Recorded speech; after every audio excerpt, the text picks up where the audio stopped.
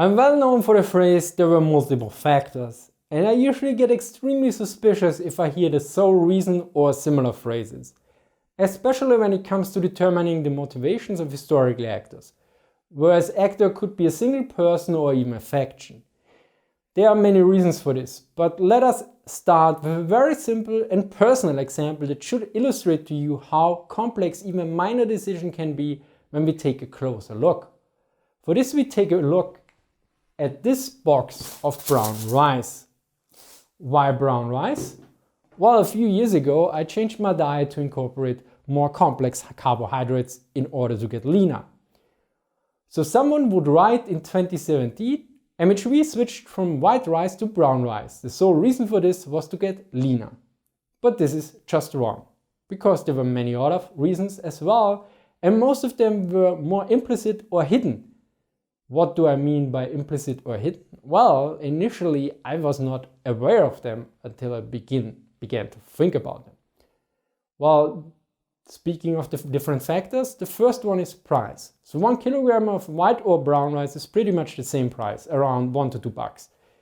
If brown rice would cost $10 per kilogram, I probably would have not switched so fast or easily, although it is still rather cheap if you consider how much meat you can get out of 1 kilogram of raw rice.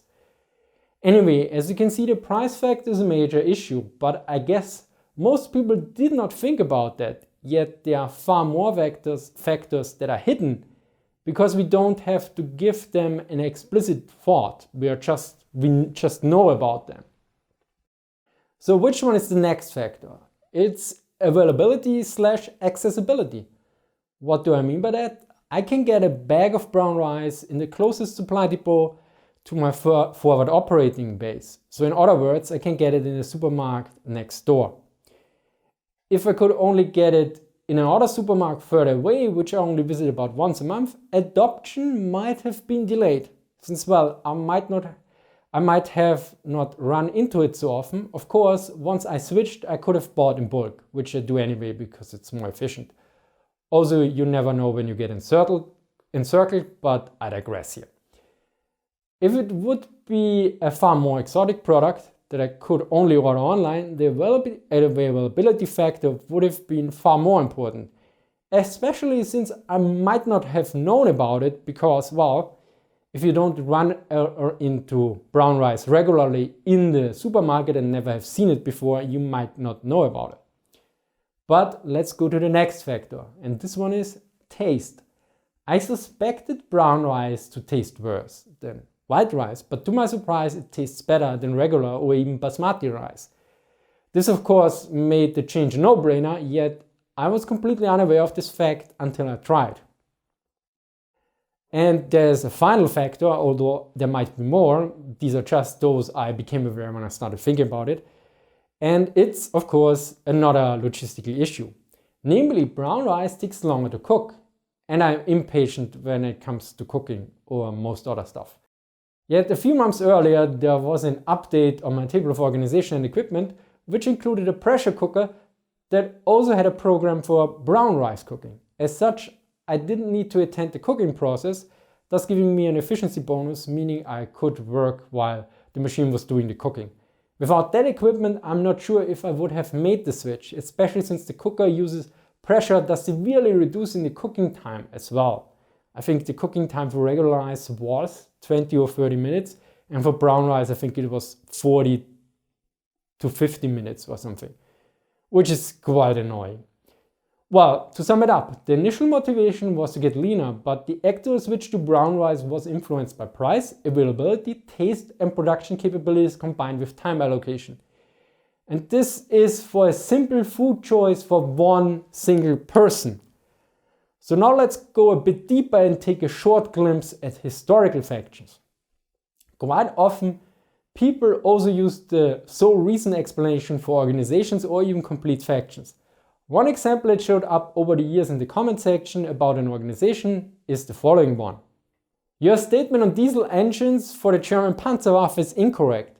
Hilary Doyle uncovered a document stating that the reason for petrol, not diesel, was the doctrine demanded 4 hours maximum efficiency in combat. A petrol engine is better for short amounts of high performance. There's even a video on YouTube where it talks about this. Be aware that this comment also contains at least one error according to Chieftain, who answered. That was David Fletcher, who found the 5-hour document. No time frame was provided for that document. In Panzertrax 1.1, Doyle Jens referred to the decision to go with petrol in the 1930s being to the reasonable refusal to have a second fuel type to the front and thus complicate the supply train. It's worth noting that H.Dv does distinguish in his video between early and late war decision making.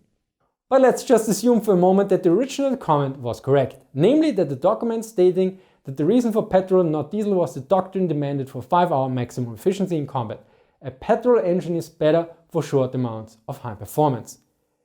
This would mean we have one document. The question is now, what kind of document?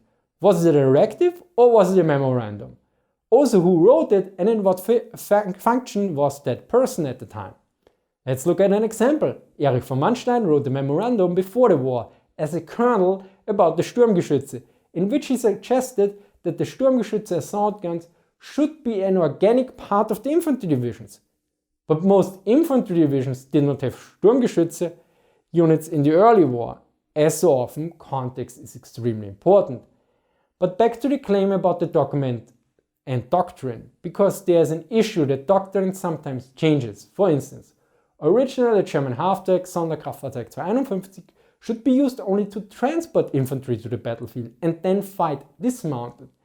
This is also indicated by the early name Mittlerer gepanzerter Mannschaftstransportwagen, literally translated medium armored personal transport vehicle. Yet in the German army regulation for the Panzergrenadierkompanie equipped with half-tracks from May 1942 it is noted B. The fight from the vehicle. 41. The fight of the squad is conducted with the half-track as long as the effect of enemy fire, terrain and mission allows. Similarly, the Panzergrenadier commandments from 1943 state dismount only when enemy anti-tank gunfire or the terrain forces you to do so and no bypass is possible. Always use your armor protection, it saves a lot of blood. As you can see, doctrine here changed quite a bit, and especially the Panzerwaffe in the 1930s produced a lot of documents with various views and ideas that changed over time, sometimes before the war and sometimes during the war. But let's get back to the tank engines. From what I know, the Germans were leaders when it came to petrol tank engines. But at the same time, they had major issues with getting proper diesel engines, since many, although not all of the suppliers of Panzer engines had limited experience with diesel engines. So we have now the 5-hour performance factor, we have the supply chain factor, and we have the production capabilities factor. So we have at least 3 factors, but it even gets better, because I'm rather sure the importance of each of these factors changed not only by the various actors involved here, but also over time. Because in the 1930s, some of the arguments would be based on peacetime assumptions, whereas by 1942, they would be based on wartime experience and limitations in terms of resources and other effects. Of course, it gets even more complicated because sometimes factors and decisions have an influence over time.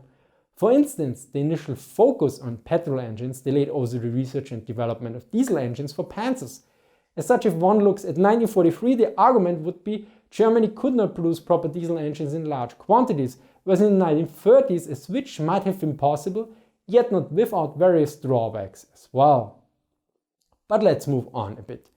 Another typical one document proof argument is that somebody of some faction X wrote or said Y.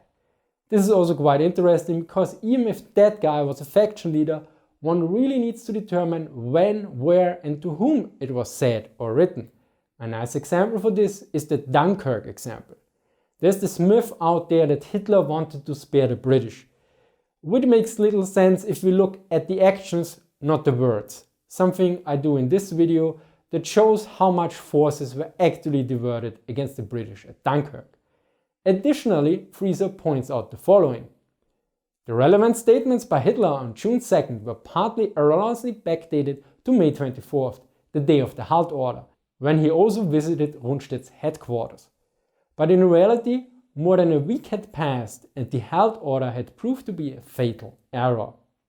Furthermore, as shown with the rise example, some factors like availability are so obvious or even oblivious to the actors themselves that they are usually not addressed at all. For instance, if I had a diary, I probably myself would have written, switch to brown rice today to get leaner.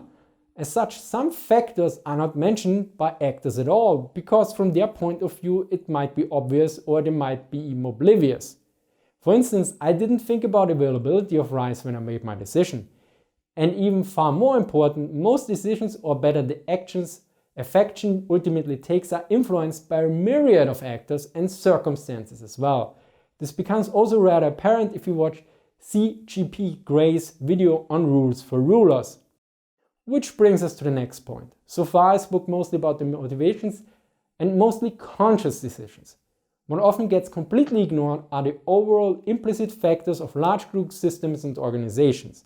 They come with complex issues like the rigidity of the systems that prevent that certain decisions are even considered, or that there are certain processes so common that they outright lead to the degrees of effectiveness of good decisions or turn them into bad decisions. There is this famous quote, "Never attribute to malice that which can be adequately explained by stupidity." And this does not necessarily refer to stupidity of one human being, but often to the stupidity of an outcome that resulted from several people working or trying to work together. I think a good addition to the above quote is the Austrian-German proverb of "well intended is the opposite of well done." Then there is of course also the problem with memory errors. As pointed out in several of my videos, the human memory is not a hard disk. It doesn't save information that stays the same. Nope. The human memory is more like a supporting your own self-perception. So if you change your views of yourself over time, your memories might adapt as well. In my case, in 20 years, I probably might tell you I switched to brown rice because it was healthier. Since at that age, I'm probably less concerned about looking lean than being healthy. As such, when it comes to personal motivations, etc., diaries are far better sources than memoirs and statements several years after something happened. Even more so because hindsight can't affect them. Similarly, every time you tell a story from your memory, it might get altered a bit.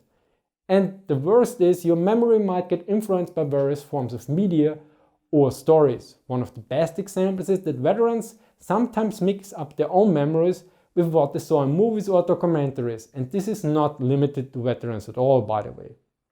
If you want to learn more about this, check out the book 7 Sins of Memories by Daniel Schechter. Although be warned, after reading that book you might get paranoid when you hear the phrase "I remember exactly," even if you make that statement yourself. So now comes probably the best advice I can give you that both applies to historical research and also real life. Namely, actions express priorities, or depending on the situation, actions express necessities. Simply put, pay attention at what people do consistently and pay less attention to what they say, unless you know from experience that there's an actual connection between talk and actions. Well, I hope you learned something new. Big thank you here to Andrew for feedback on the script and suggesting adding the Dunkard example to the script. Thank you to Malte and Jack for sending me books that were used in this video. Also, big thank you to all my supporters on Patreon and Subscribestar. As always, source are listed in the description. Thank you for watching and see you next time.